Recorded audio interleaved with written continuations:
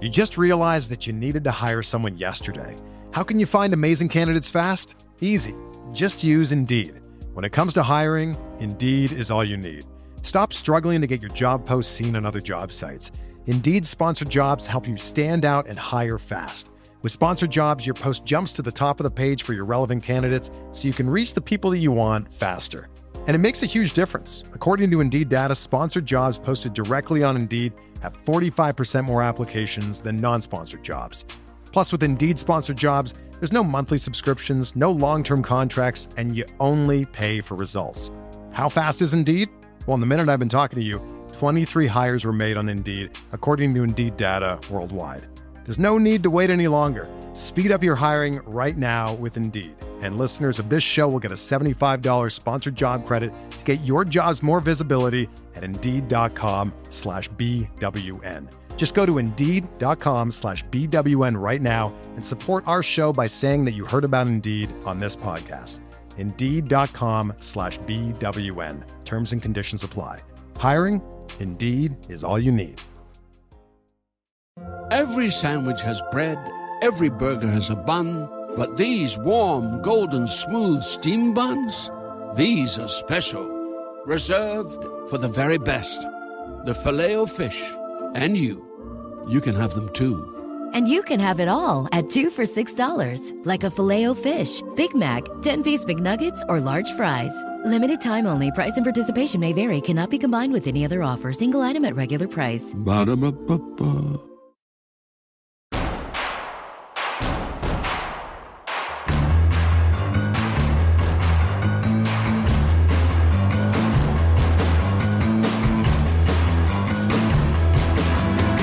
From your favorite source for Chicago White Sox talk, delivering news, interviews, analysis, and more. This is the Sox Machine podcast with your hosts, Jim Margulis and Josh Nelson. Thanks, Rob, and welcome to the Sox Machine podcast. I'm your host, Josh Nelson, and it's Monday night, March 10th, 2025, as we record this new episode. The Chicago White Sox are playing better baseball during spring training as they are now 5-11. Not the worst record in Cactus League play, but still behind last year's spring training pace. But they got some good news. Michael A. Taylor and Colson Montgomery returned from their injuries, which helps a lot with the projected lineup for opening day. How does that opening day roster look as we are just 17 days away?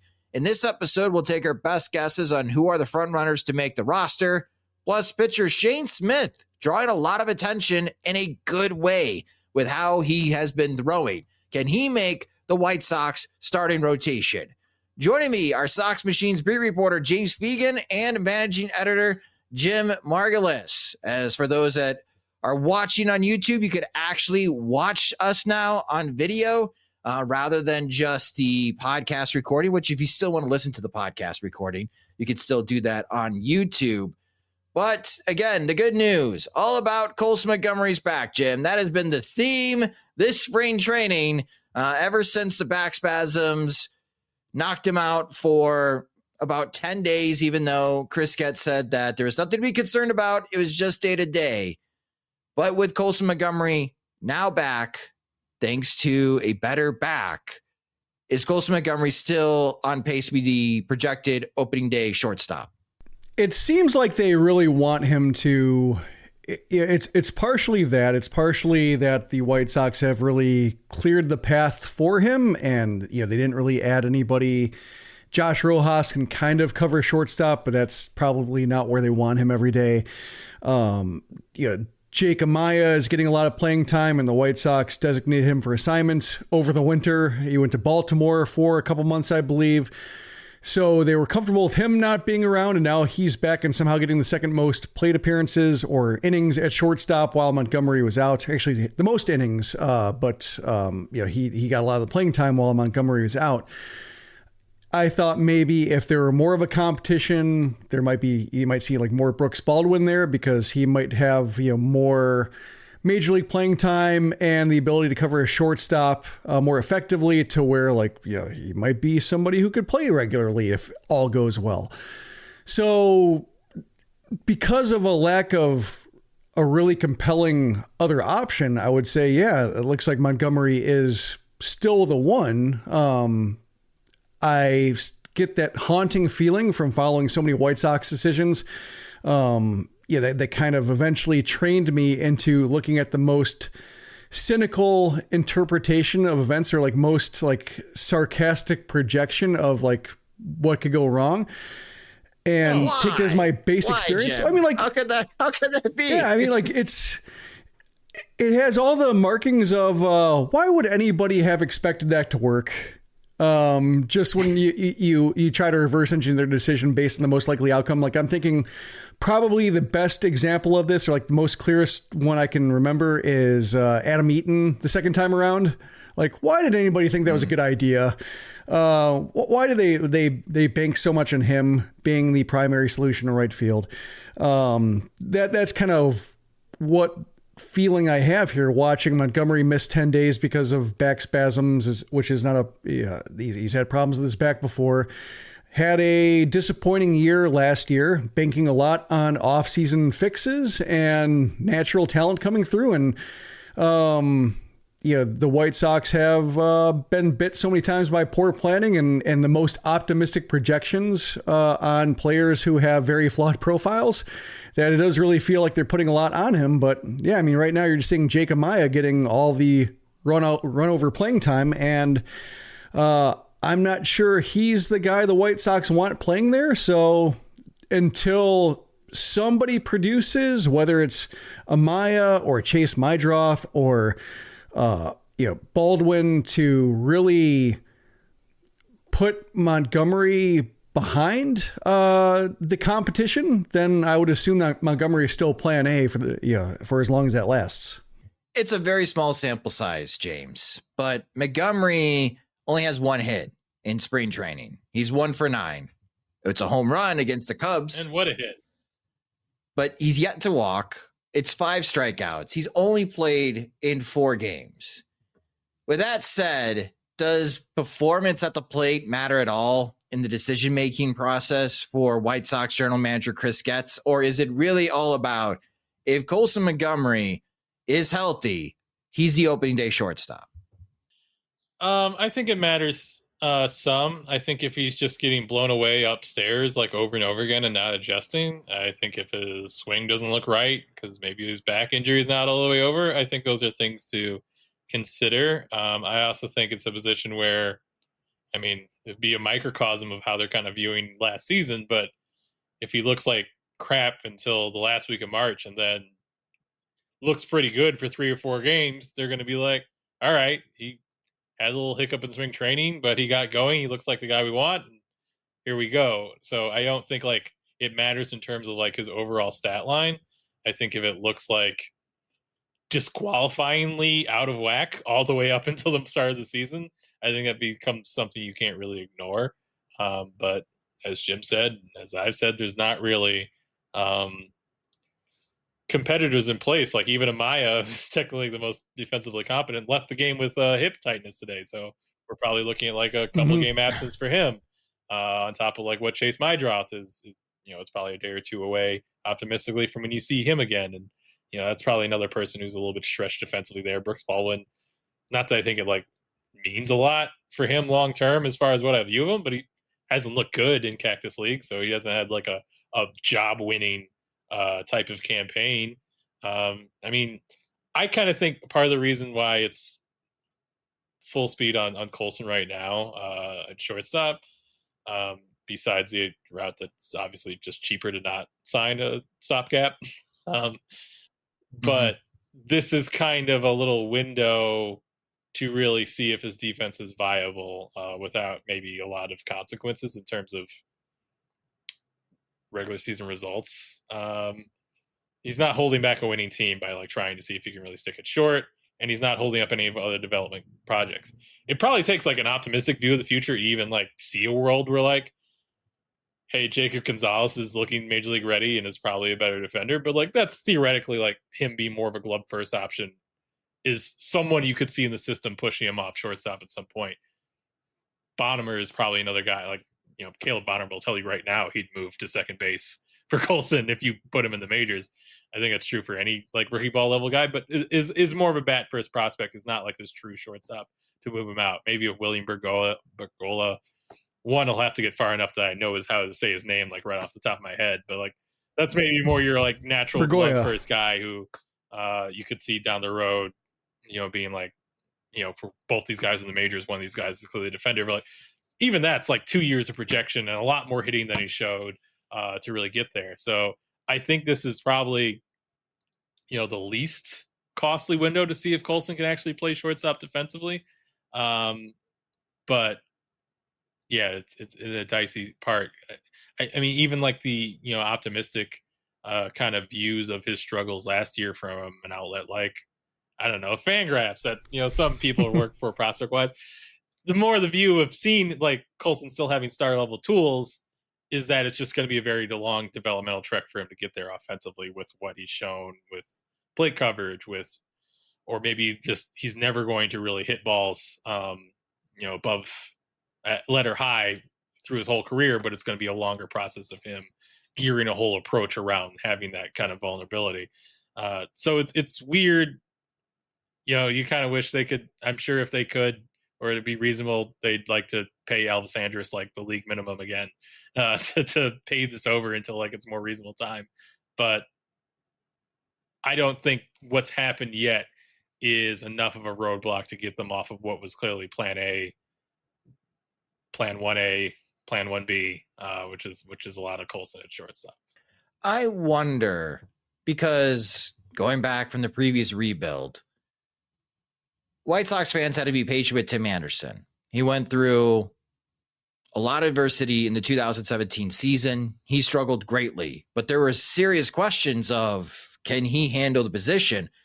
That was the whole flirtation with Manny Machado. Like, the idea was, hey, if Machado wants to be shortstop, Tim Anderson's not stopping Manny Machado, Jim, from playing shortstop, because Anderson was struggling both hitting and defensively at the position. He didn't cement his standing at the shortstop position until that 2019 season for the White Sox. So White Sox fans had to wait like 2.5 years to know for certain if Tim Anderson could handle the shortstop position well enough, both defensively and offensively. Are White Sox fans going to have this? Are they going to give the same runway to Colson Montgomery? Can they wait 2.5 seasons, Jim, to really learn and figure out and believe one way or another that Colson Montgomery is the cornerstone shortstop in this edition of the rebuild?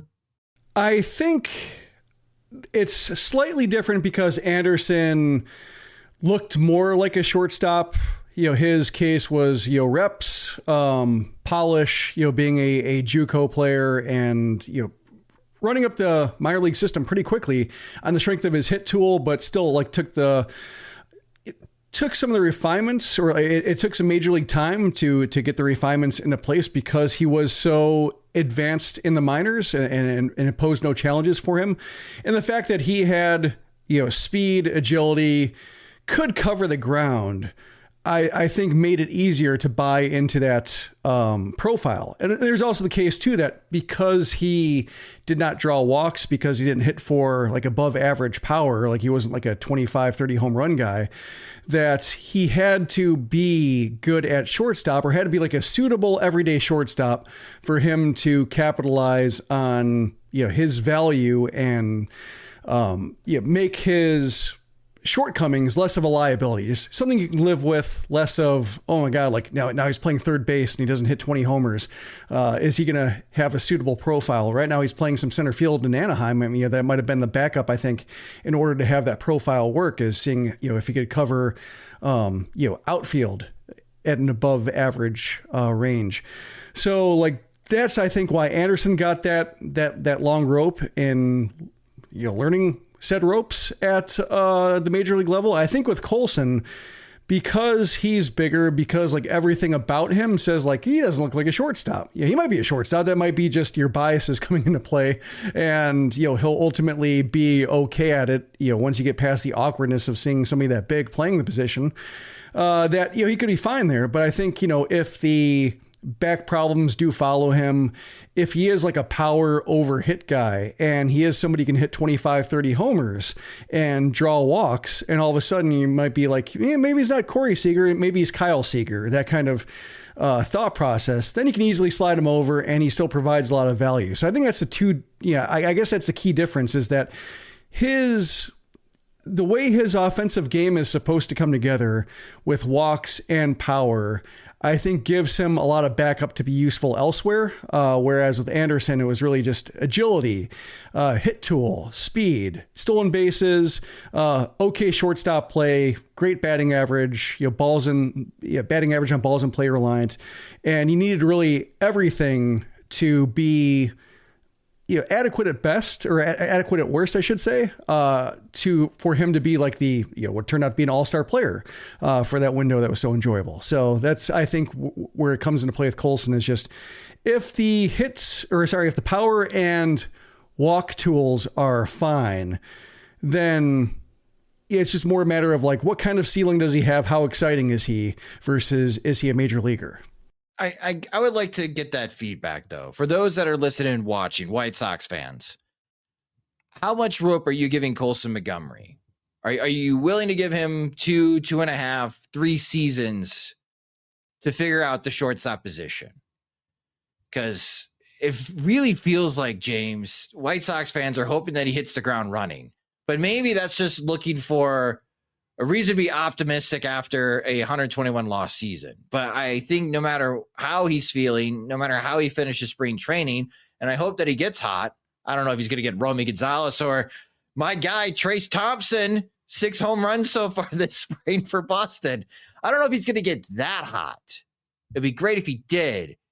But I think, to your point earlier, James, the White Sox are not expected to win, but I still think White Sox fans are hoping that Colson Montgomery can solidify the shortstop position. So that's one less thing to worry about moving forward. Giolito used to talk about this distinction between like his long-term confidence that he like thought he'd be an above average starter in the league versus his moment to moment confidence, like having moments of like, I don't know what I'm going to throw here, or I don't know how to get any of these guys out. So like, I think on a long-term view, sure, I think Sox fans are like, you got to give him, if this is like your franchise shortstop, you have to give him years of runway to figure it out. I think on a moment-to-moment level of watching him, he's not going to get 3 weeks in terms of like, I don't think this is going to work. Yeah. Or how can someone who doesn't make this play like project long-term? Like, as he talked about comparing with Anderson, like, if you give Colson 300 games at shortstop, it's not going to make him any faster. So there's probably going to be plays where it's going to invite lots of skepticism, like if what are just going to be long-term range limitations, that he's just never going to make these certain type of plays and needs to become more proficient at what he does, the plays he is going to make. I think there's going to be lots of moments like that are going to be hard to deal with. And given the, at least long term, I know no one's really distinguished himself in spring, but if you're in a position where Baldwin or Mydroth are killing it in AAA and playing shortstop regularly, and Colson's really struggling, I think it's going to be interesting to see how much they're committed towards, him as that guy there, because at least last year, this was not an organization, especially Brian Ramos, if you asked him, that was really committed to like, oh, we're not calling you up until you're here to stay up for good.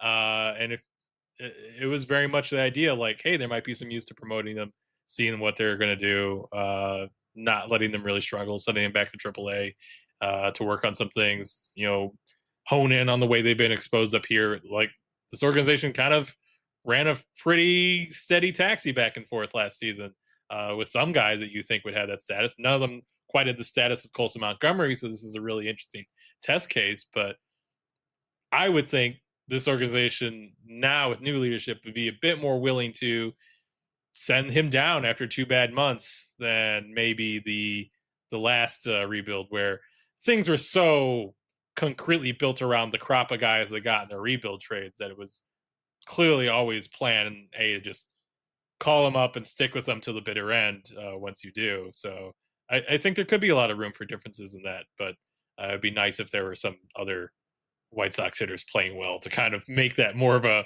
open conversation and not just like, somebody's got to do something, which is usually not the ideal motivation for making baseball decisions, as much as it presented itself as a consistent motivation throughout last season. Wednesday night, March 26th, will be Opening Day Eve, co-hosted by Sox Machine and our friends from the 108s at the Ramova Theater. Come join us as we get ready for another season of Chicago White Sox baseball, or at least pretend to be excited. Special guests include Jim Callis of MLB.com, as he'll talk about the top White Sox prospects and answer your questions live about the farm system. Courtney Finicum of Baseball is Not Boring podcast. She stole the show last year and is ready to dish her predictions for 2025. Jim Margulis and James Fegan will have a live PO Sox segment to answer questions from the audience, and our friends from the 108s will close out the show by making their very wild and entertaining predictions, including the famous steak dinner bet between Beef Loaf and I. Tickets are just $20. Doors open at 6 p.m. and the show will start at 7:30 p.m. Purchase your tickets at RamovaChicago.com or in the ticket link in this podcast post on SoxMachine.com. You just realized that you needed to hire someone yesterday. How can you find amazing candidates fast? Easy. Just use Indeed. When it comes to hiring, Indeed is all you need. Stop struggling to get your job posts seen on other job sites. Indeed sponsored jobs help you stand out and hire fast. With sponsored jobs, your post jumps to the top of the page for your relevant candidates so you can reach the people that you want faster.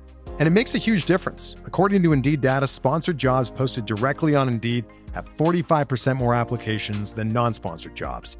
Plus, with Indeed sponsored jobs, there's no monthly subscriptions, no long-term contracts, and you only pay for results. How fast is Indeed? Well, in the minute I've been talking to you, 23 hires were made on Indeed, according to Indeed data worldwide.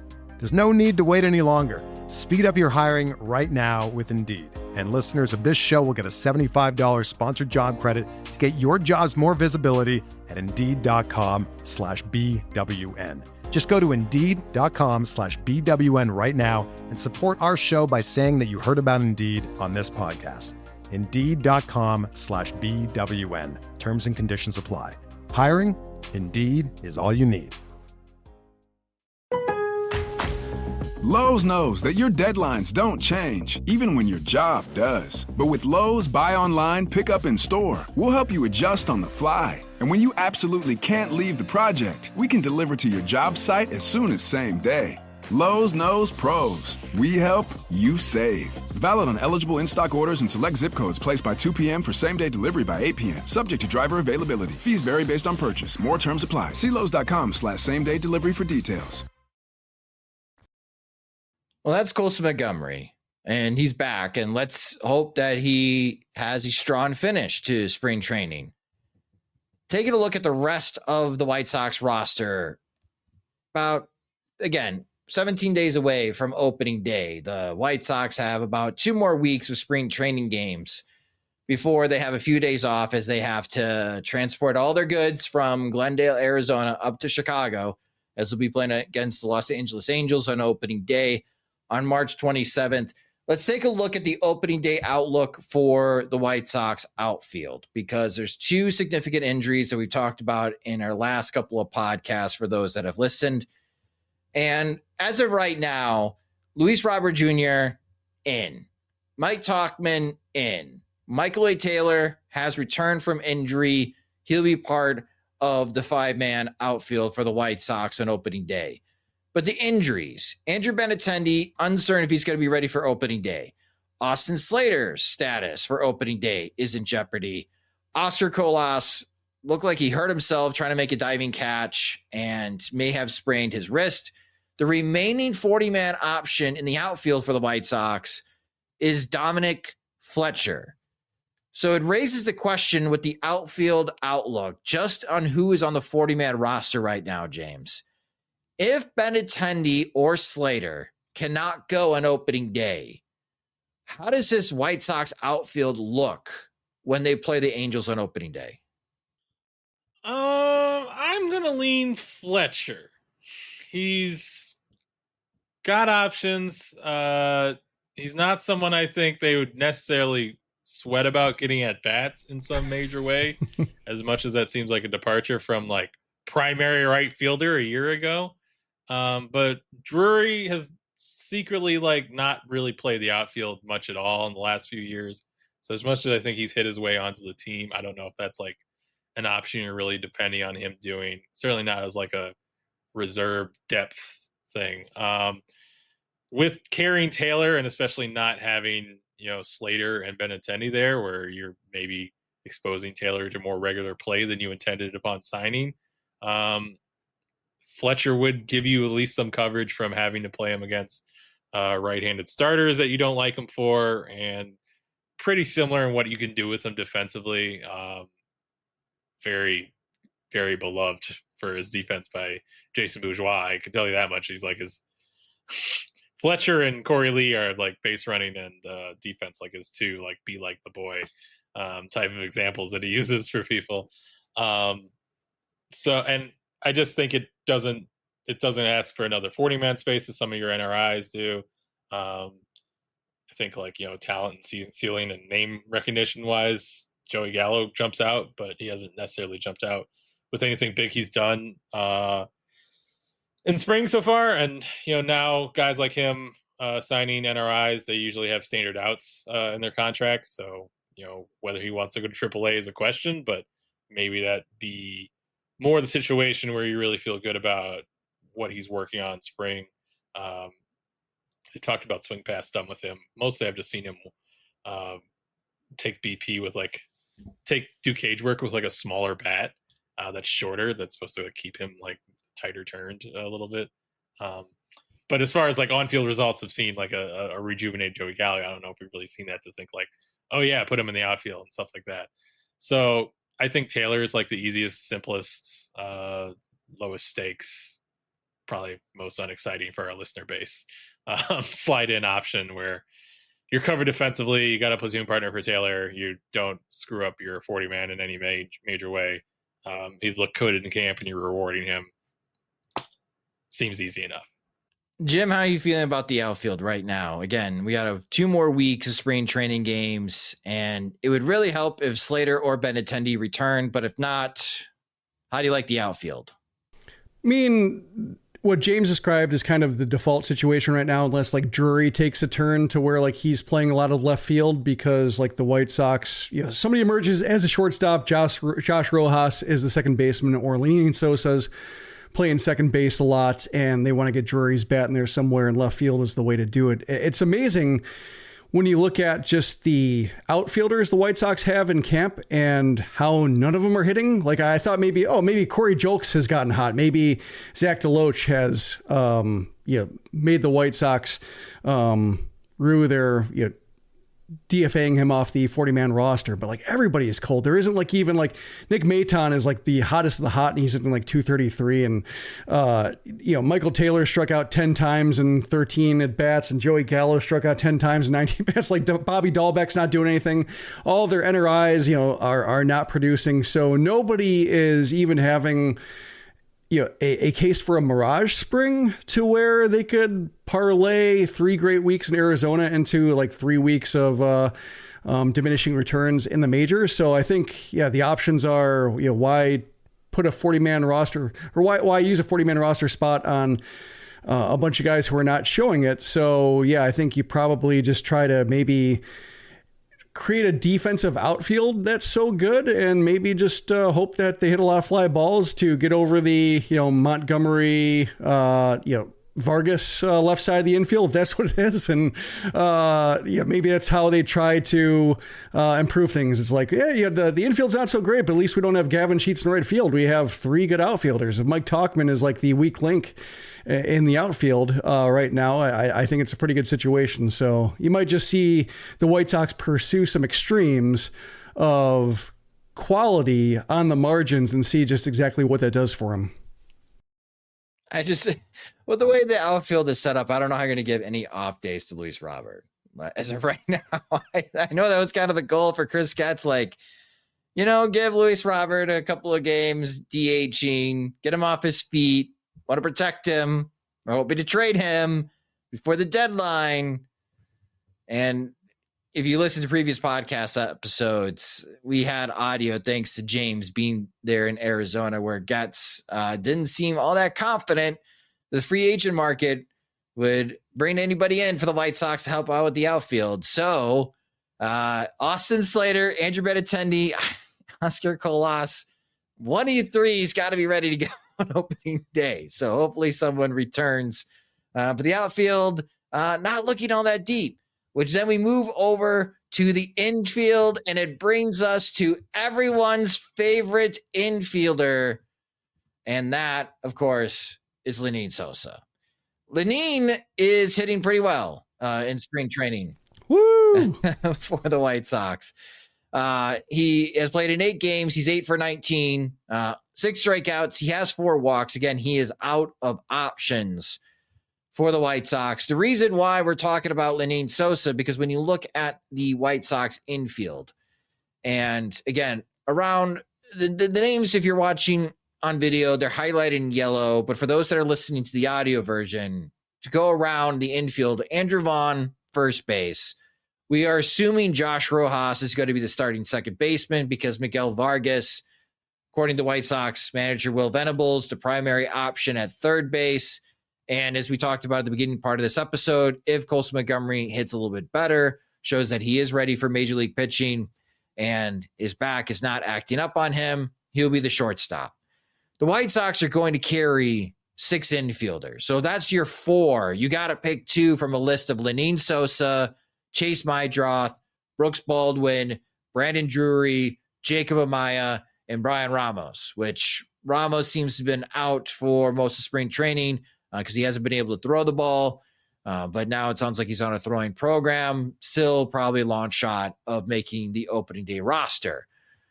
So when you're looking at this list, Jim, who are the 2 that you're picking right now? Is Lenyn Sosa going to make the opening day roster? Is he going to make me look like a fool because I thought there was really no way before spring training started that Sosa would be making the opening day roster? It would be weird if he didn't. Just since we've spent the entire 25 minutes so far outlining just how nobody's hitting, aside from like the precious few who are going to be playing every day and like not going to be able to get off their feet, to where you can't really afford to lose an out of options bat for what? Like that's kind of what I look at Sosa for. Like you're getting Chase Mydroth up there earlier than they have to, even though he hasn't, produced so far. Like he's looked, I think the at-bats are as advertised, just a matter of like, is the contact going to be useful enough to produce? And so far it hasn't, but I think he's going to be somebody who has some kind of meek small samples. Then he has some like BABIP field small samples and it balances out a little bit, just a matter of like where it balances out. But Baldwin can be optioned, and he hasn't shown anything so far. Drury, I wonder if he's going to be traded in the last week of March as a need arises for somebody else. And the White Sox just roll with Sosa anyway. So I think it would be Sosa and Drury right now based on how they're hitting, opt-outs or lack of options being in play. And then also Drury, if he is able to cover the outfield just to provide even like 1 day a week type backup, that's better than what the White Sox have run out there in previous years. Like that'd be fine. So it looks pretty clear to me right now. And I think the way Sosa has hit in September, in winter ball, this spring, I think you got to give him a look and have one last decent run to where if he, is still the same guy and just the plate discipline gets away from him and doesn't produce, then you confront the lack of options then, and you risk the waiver wire and say, well, how many samples do you have to give a guy before just looking elsewhere? And I think they could be more comfortable with it then. James, do you agree with Jim? Would you pick Lenyn Sosa and Brandon Drury out of that pick 2 list, or would you go a different direction? When you sarcastically introduced everyone's favorite infielder, like 3 or 4 options like flooded to my mind. That Sosa came up was almost like a mild. It fit, but it was also like, oh, this is Andrew Vaughn, or like, it could have been anyone really. I have a take on Sosa that I don't agree with, but I want to give airtime to. He is younger than Oscar Colas, Andrew Vaughn, Miguel Vargas, Tim Elko, Sean Burke, Jared Schuster, Jordan Leisure. Just generally still younger than your average like post-hype prospect, especially domestically. And I would say like going through like doing prospect work with Fangraphs just really drives home like how much like the international guys are on this quicker timeline before they hit Rule 5 eligibility with limited spots in DSL and complex that they usually have to work through. You know, you're not a first round pick. You're not just going to rocket to A-ball. There's all just sorts of things where you kind of have to move up for the sake of moving up to survive that I think kind of gear us towards this view of Sosa where we've just seen a lot of him at this stage where he was, you know, immature from a baseball standpoint, where we didn't have to watch a lot of guys who played in college like go through this, and how Lenin's career trajectory, especially with how precocious he was contact wise, would have been if he played college ball like domestically. You know, I think his major league debut year, I want to say, happened where it would have been like his first full pro season. You know, if he was like just a standard like infielder from Wichita State or something like that. He's someone who attracted attention from, I think, all of us probably really early when he was still in Great Falls, just for like pure contact ability, and has already kind of gone through this probably one more major development iteration than the average like stalled player, in where he developed the ability to really have at least major league solid average you know, power in terms of, you know, being able to impact the ball, exit velocities, just what he's produced in AAA. He's kind of already shown some ability to adjust offensively. It's still like an exorbitant amount of chase that's held him back from having any impact up here, but he hasn't been like in a not particularly great period of White Sox offensive development. He showed a bit more growth than I think a lot of guys in that system over that time, and showed some ability to change. So I've watched a lot of Lenin. I've seen Lenin do things defensively or just swing at things offensively that I'm like, how is this guy here? I've like beat my head against the wall at the same moments for him. But I also think like everything about him was built to where the things he did that were pretty remarkable probably got underplayed. And the things that he really struggled at were all put on like a major league spotlight level that I think your average like mid-tier college draft pick who you know, doesn't reach the majors to the 24-25 is making a lot of these defensive screw ups in high A and double A that we saw him do up here, that made us think like, well, this guy's just not a major league defender. And maybe he's not, because it's been really bad at portions. But I kind of am I want to be a little bit less closed off the idea that he looks really good in spring, or has looked really good pretty much since like the second half of his age 24 season, and now looks like a, you know, a player in age 25. I don't think we should be quite as like exhausted or kind of glazed over looking at it as we might be inclined to be, just because we've seen so much of him.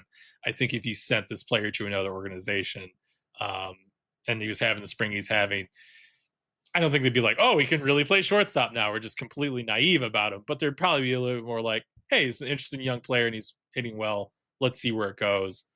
And I think he deserves that here, and I would pick him, even if it's a little bit like, oh, brother, this again, just because we've had to watch a lot of his stuff play out on the major league level. Whereas we know separately, intellectually, that maybe a lot of that reasons that he's been in an organization that wasn't really suited to do him favors up to this point, and he's kind of gotten all the way here on gumption, given all the stuff that had to change from the player development system when he was coming through it.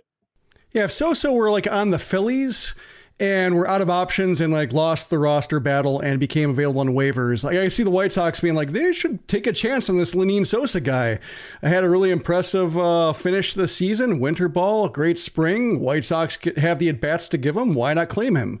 Except he happens to be in the organization already, and the White Sox fans are very used to his flaws. So it is funny though how like Sosa inspires half joking takes that you start to believe, like me thinking Sosa could replace Andrew Vaughn at first base and being like, first it was just fatigue from, Vaughn's catch radius at first base and seeing Sosa have some stretch that has not been available to White Sox infielders, and seeing this guy used to play shortstop abilities at first base is refreshing. So it was a case of like, there's your first baseman, but then like watching him hit for power and, have some skills come along. Like the more I talk about it, the more I joke about it, the more I secretly believe it. So yeah, I'm inclined to let it play out, and I'm inclined to just see what happens. There's really no risk. I think you just have to pretend that he is a player in another organization at this point and give him that run. So that's the White Sox position player side. Matt Thaiss, Corey Lee would be the catcher. So that's what you're looking at as far as a 13-man position player front for the White Sox, with Lenyn Sosa, Brandon Drury looking to be the favorites to be those two additional infielders. Again, knock on wood, punch a hole through the nearest wooden object that nobody else gets hurt in the last 2 weeks of spring training for the Chicago White Sox to make this conversation a lot easier. Any significant injuries the next 2 weeks of the White Sox of the position player front, and things get really hazy very quickly. But something I don't want to say is hazy, but maybe the breakout player for this spring training for the Chicago White Sox is right-handed pitcher Shane Smith, who is throwing 98 now. And James wrote a very excellent piece as on YouTube we're sharing as far as the StatCast data so far, where he's averaging 97.2 miles per hour with the four-seamer, mixing in the slider, changeup, and curveball, and he's been lights out. He's striking out more than 34% of the batters that he's faced so far in spring training in 6 2/3 innings. And it's that type of velocity and this type of stuff, James. In previous podcast episodes, we talked about how Brian Bannister and the White Sox strategy pitching-wise in 2025 was, let's get weird. We may not have strikeout artists, but maybe we can have our pitchers induce weak contact, avoid giving up the free passes, and if our defense holds, we can do a much better job on the run prevention side until our strikeout guys like Hagen Smith and Noah Schultz join the White Sox. Well, here's Shane Smith, James. Can he be a blessing in disguise for the White Sox with this type of velocity and the changeup that you wrote about on SoxMachine.com? What are the chances that Shane Smith makes the starting rotation for the White Sox? Yeah, like they're excited about developing the changeup for him, but I feel like the guy whoever taught him to sit 98, that's really the true genius here. It is fun to see that chart breakdown from Thomas Nestico, because one, it confirms that like their ratings about the changeup, because it does have as the highest rated pitch on there stuff wise, and it also actually correctly tags the changeup because he's throwing it so hard that StatCast and Synergy and a bunch of other systems have been tagging it as basically a 92 mile an hour sinker. It has been kind of a weak contact pitch so far. I don't feel like I've seen him. If he got any whiffs on it, it was the most recent start, and it hasn't been a ton. It's been a lot more just like ground balls, which is great to get from a changeup. But it does seem like the thing that's make him stand out the most is all of a sudden just sitting 97, 98, and that certainly wasn't something they were touting a bunch at the end start of spring. But the one thing they were going as far as like getting back to the point of like being weird was that he had kind of battled cutting issues rather than being able to throw that traditional four-seamer. Very similar to the Dylan Cease 2020 issues, where everything was built around having that four-seamer at the top, and pitching up and down off of it, throwing breaking balls that tumbled straight down. Cease's slider is a pretty hard, just straight drop more than it really moves side to side. It's not a sweeper. So having that cut and giving away on that was an issue for him. Whereas with Smith, they just kind of thought like, well, what if you just stop fighting yourself and just, this is what your ball does, and let's do everything off that. And could that be why he's throwing harder, that he's not fighting himself mechanically a little bit? Could be. He's also, he's a strong lad. He's been filling out. He's not someone who's really projectable. So maybe just strength gains have been part of that. Maybe it's just early spring, and this is a guy who hasn't thrown 100 innings in a season yet, and he's not going to be throwing 98 in August. That's certainly very possible, but it does seem like he's gotten a little comfortable around what his fastball does. It's not going to play for as much swing and miss as his what his stuff profile would indicate. It's just not because it's cutting, it's not going to be a over the barrel pitch. It's not going to be right. It's going to have a little bit of that darting side to side. He has been able to use that effectively. That pitch, that last second strikeout to Shohei Ohtani, his most recent outing, where he kind of nails the inside corner. That's just a pitch that Ohtani kind of gave up on it. And maybe if you're seeing the cutting action a little bit, you're kind of expecting it to keep moving on you to the glove side a bit more. Maybe it was the one pitch that didn't cut as much as others, and that's why he left it. But he's kind of just gearing off like, I'm going to live in on the hands of left-handers with this, because that's where the pitch does. And I'm going to throw rather than kind of a sweeping slider, I'm going to throw a bullet where it really just kind of looks like it's a cutting fastball all the way till the end. And with it, he throws a very hard changeup with what his velo is at right now. Certainly what he looks like in spring, it seems like another occurrence of like Lenny Sosa of, hey, I wouldn't necessarily bet on this looking like this the whole way out. But this is a guy competing for a starting job. This is what we brought him in the camp to do and told him to do. And he's doing a better job than anyone else. I don't think there's really been anything wrong with Bryce Wilson. He's looked like the kind of good yeoman sinker baller, weak contact guy they signed up for. It's just like, if this is and maybe he's like a still safer bet to really give you bulk innings over the course of a whole season than what Smith is. But Smith is kind of your more high ceiling thing to chase. They know that they have a lot of arms. I think you could put Sean Burke in this group, or even Tyler Gilbert, since he was mostly a bullpen last year and they're stretching him out a bit. Or even Nick Nastrini, who hasn't logged like a ton of innings before, even though he's had healthy seasons. He hasn't had that full major league 180 type inning before. They have a lot of guys that they kind of can't really just do 30 full starts of. So I think there's an avenue for kind of taking where things go with Smith at the start of the season and having an ample supply of like multi-inning relief guys, whether that's Wilson, Gilbert, whether it's Nastrini is part of that as well. But also having like a fair amount of supply of guys that can take over if you're ratcheting Smith down to shorter outings or multi-inning out of the bullpen later down the road, or a bunch of things that you could see him getting to. They don't have a strict Garrett Crochet in the rotation, but they have a lot of guys who we haven't really seen them go much beyond 120 innings. We can see this tapering. But that's where, I wouldn't necessarily count on, Schultz and Hagen Smith, like forcing them in the rotation, but they're really high on Mason Adams. That's somebody who could kind of take over second half of the season if you're seeing a little bit of waning from these guys that you haven't really stretched before. But I think there's room to kind of take Smith as far as it goes. You're certainly incentivized the Rule 5 pick to not turn away a guy having a good spring. So yeah, I think he should be in the lead for that last rotation spot on what he's showing.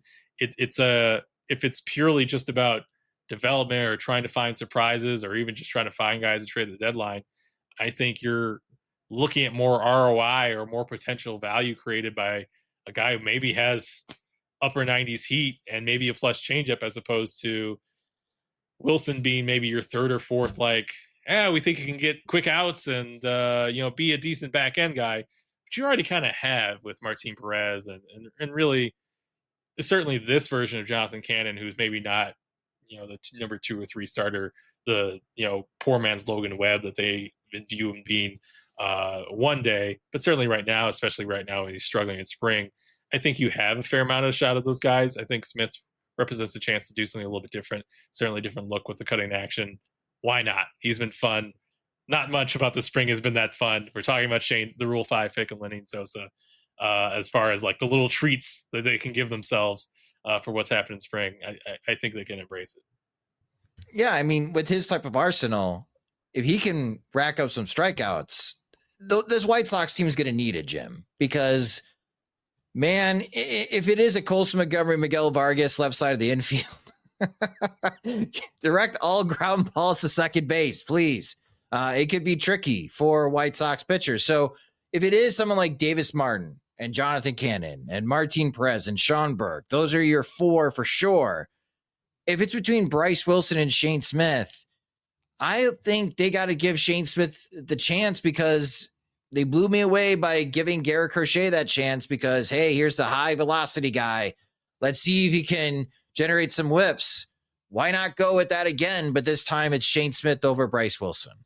Yeah, and Wilson has that experience of going back and forth between the rotation and the bullpen and the swingman lifestyle, whereas with Smith being somebody who's still a prospect and, he's out of that Wake Forest program and you had a Tommy John surgery there. So he had enough pedigree at some point to be in one of the top pitching programs in the country. And, might be just an indirect way of harvesting the talent, after a Rule 5 pick. And the thing with his Milwaukee track record, it was fine. Like, that's what I think was so surprising about him being available, and perhaps it speaks to the Brewers' pitching depth and the way they're always able to get like useful relievers, is that, if a team like the White Sox had a Shane Smith in their system, you'd probably be tearing your hair out at the Rule 5 deadline saying, how is he not protected? How many arms do the White Sox have that are better than him that are on the 40-man roster? Not many. So put him on the 40-man, figure it out later. I mean, the White Sox were protecting, Juan Corella, and, Juan Corella is fine, but it's a case of like if you had Shane Smith or Juan Corella, you'd go with Shane Smith first just because of proximity to the majors, a little bit more power, and, a little bit easier to project a major league arm of some kind. So the fact that he was available, I think, might be a little bit, misleading, or it might be a case of the skepticism more founded in terms of like how the White Sox got him versus what he actually looks like right now. So I think you try to just go with what he's showing you until he stops showing you, and then just have some safeguards in place to where, fatigue sets in, if the delivery starts looking a little bit wonky, release point starts dropping, you have some ways to give him scheduled breaks. If he is like going all out with his velocity and going into uncharted territory for how much power he's delivering and how many pitches he's throwing at that power. But I think the White Sox have backup plans.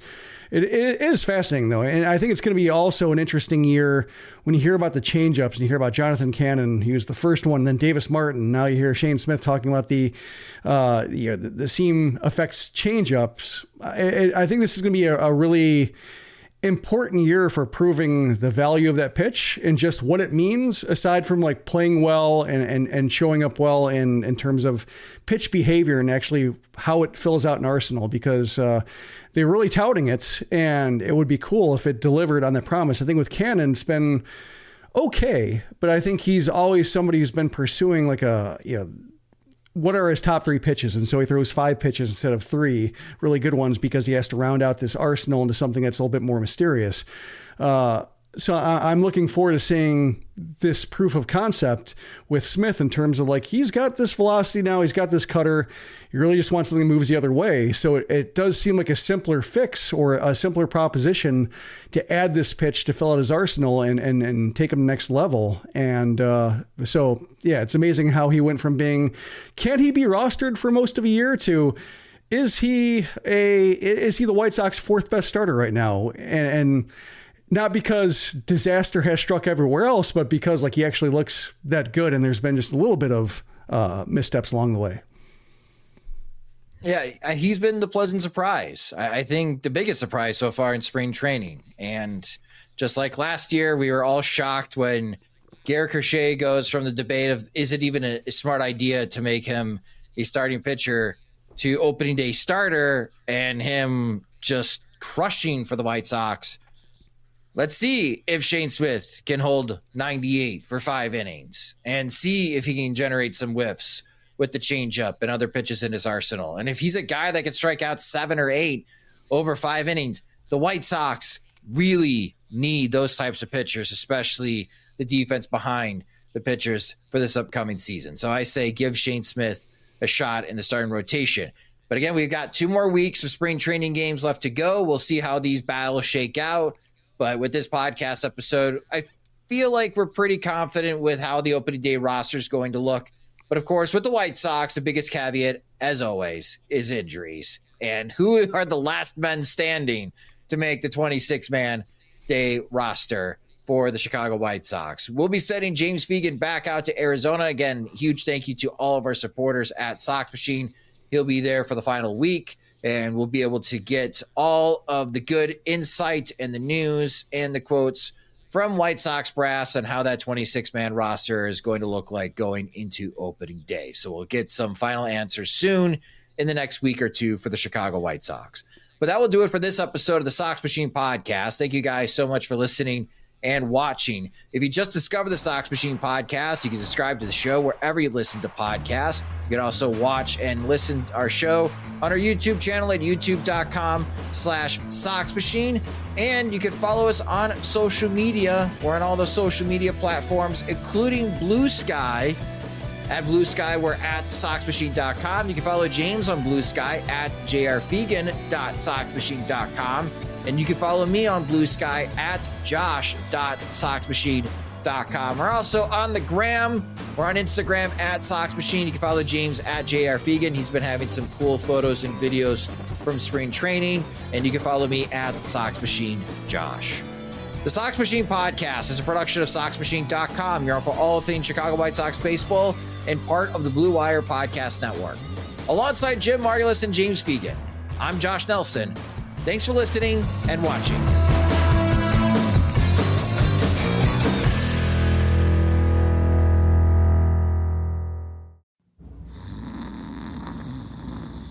You don't wake up dreaming of McDonald's fries. You wake up dreaming of McDonald's hash browns.